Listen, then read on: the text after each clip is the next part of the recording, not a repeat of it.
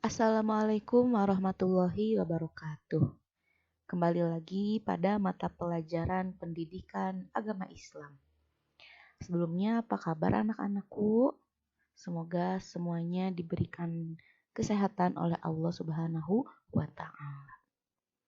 Nah, pada kesempatan kali ini kita sudah memasuki materi mengenai Al-Quran dan hadis adalah pedoman hidupku. Yang pertama, yang akan dibahas adalah pengertian dan kedudukan Al-Quran dan hadis. Yang kedua, isi kandungan Al-Quran. Yang ketiga, fungsi dan macam-macam hadis.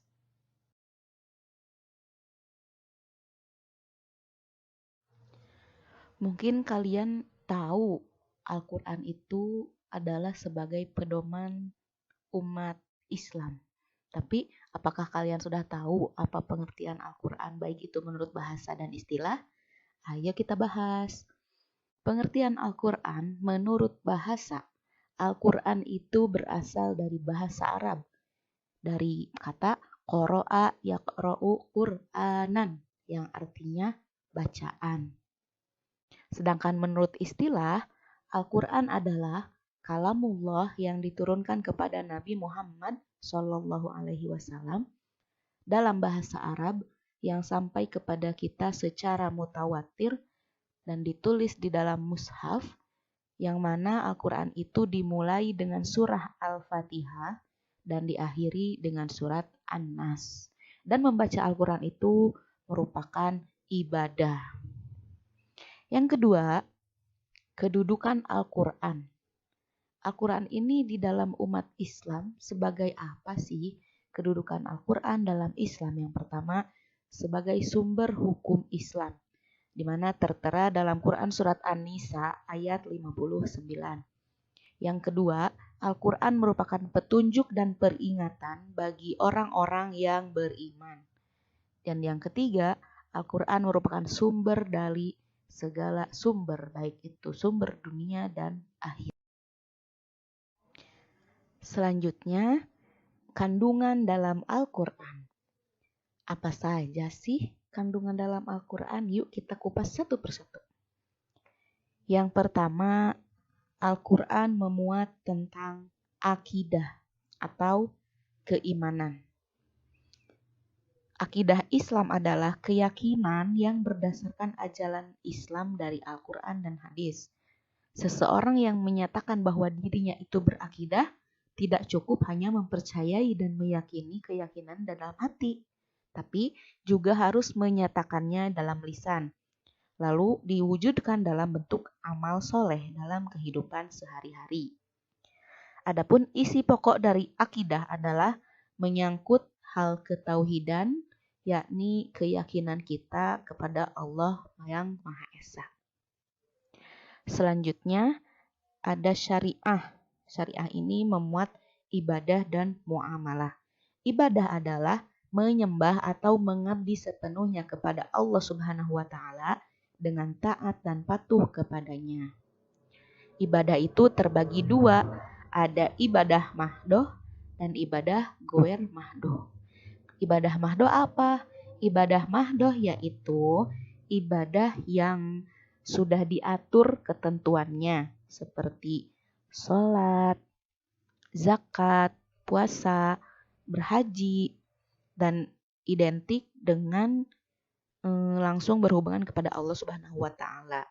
Sedangkan ibadah goer mahdoh, ibadah yang tidak terlalu ditentukan ketentuannya, seperti bersilaturahim, sedekah, seperti itu. Lalu ada muamalah. Sebagai makhluk ciptaan Allah Subhanahu wa Ta'ala, manusia juga memerlukan interaksi dengan manusia lainnya untuk bisa memenuhi kehidupannya. Apa contohnya dari muamalah ini? Ada seperti jual beli, pinjam meminjam, utang piutang. Nah, di sana di dalam Al-Quran sudah dijelaskan. Selanjutnya yaitu akhlak atau budi pekerti. Seperti yang kita tahu, Rasulullah Shallallahu Alaihi Wasallam adalah suri tauladan bagi umat Islam dalam bertingkah laku. Nah, Al-Quran ini merupakan sumber ajaran tentang akhlak. Tentunya akhlak-akhlak yang mahmudah atau karimah. Selanjutnya ada tentang kisah atau sejarah. Kitab suci Al-Quran ini juga berisi mengenai kisah-kisah yang terjadi di masa lalu. Kisah-kisah yang terdapat di dalam Al-Quran itu dimaksudkan untuk diambil hikmahnya atau pelajarannya dari kisah-kisah tersebut, yang mana ke depannya kita diharapkan bisa mengaplikasikannya di dalam kehidupan sehari-hari. Selanjutnya ada ilmu pengetahuan. Nah, di dalam Al-Quran juga sudah dijelaskan mengenai ilmu pengetahuan, baik itu sains maupun teknologi. Kita sebagai umat Islam dianjurkan untuk mengembangkan dan mensejahterakan. Yang terakhir, Al-Quran mengandung hukum. Al-Quran juga berisi kaidah-kaidah dan ketentuan-ketentuan dasar yang menyeluruh bagi manusia, agar memberikan pedoman kepada manusia supaya kehidupannya menjadi adil, aman, dan teratur.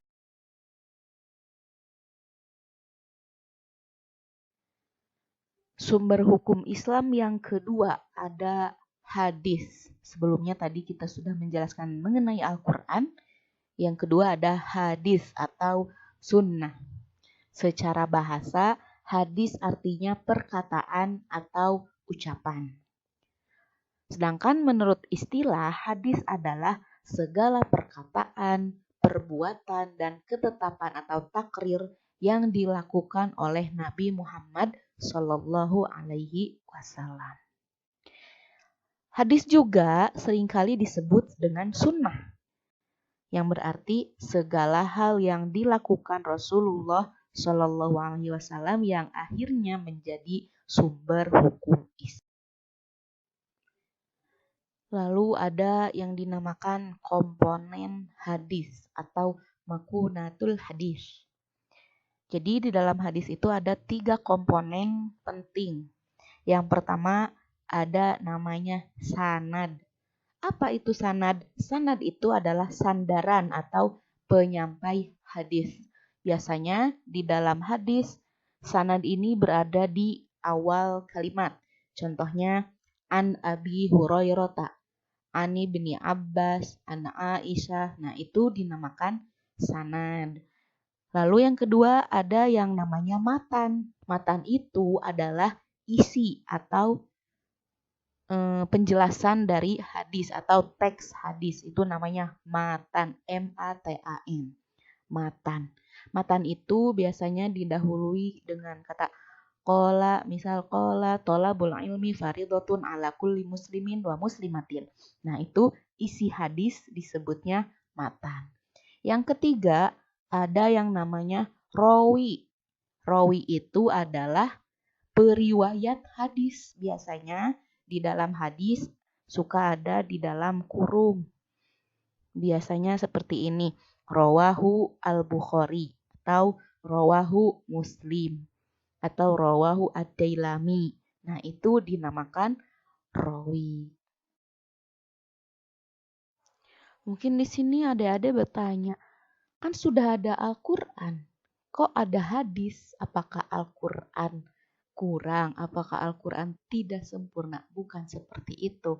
Di sini, hadis merupakan sumber hukum yang kedua setelah Al-Quran.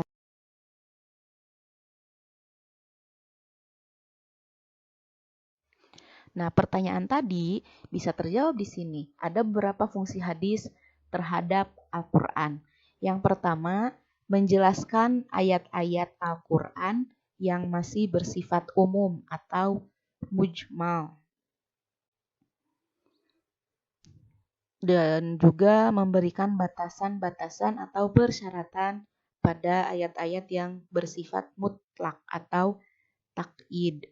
Contohnya, sebagai bayan tafsir ada penjelasan Nabi Muhammad SAW mengenai hukum pencurian.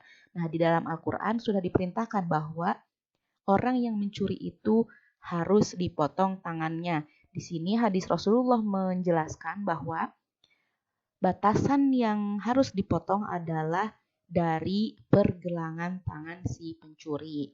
Yang kedua ada bayan takrir atau memperkuat pernyataan yang ada di dalam Al-Quran seperti perintah mengenai berwudu.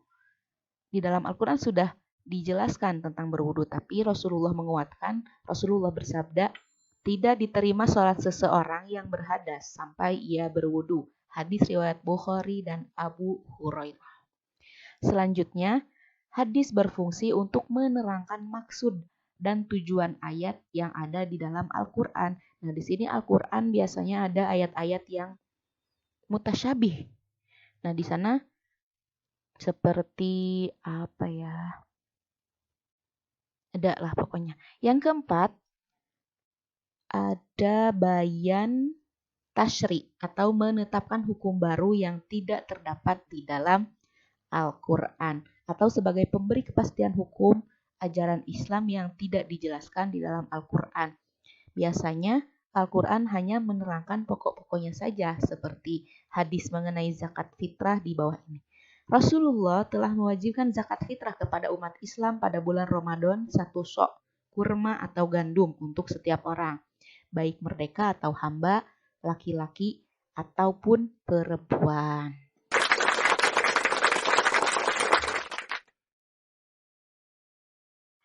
Bagaimana anak-anak? Apakah sudah mengerti konsep mengenai Al-Quran dan hadis? Semoga apa yang Ibu sampaikan bisa bermanfaat untuk kalian, bisa dihayati oleh kalian. Lalu di sini sebenarnya ada satu lagi ya sumber hukum Islam yang namanya ijtihad, tapi kita bahas pekan selanjutnya, oke? Ibu harap dari penjelasan tadi kalian mengetahui apa saja sumber hukum Islam, lalu bagaimana kedudukan Al-Quran dan hadis di dalam sumber hukum Islam, lalu apa sih fungsi hadis terhadap Al-Quran yang tadi. Baik, kita tutup dengan membacakan doa. Subhanakallahumma wa bihamdika asyhadu alla ilaha illa anta astaghfiruka wa atubu ilaik. Al-afu minkum syukran jazakallah khairan katsiran. Wassalamualaikum warahmatullahi wabarakatuh.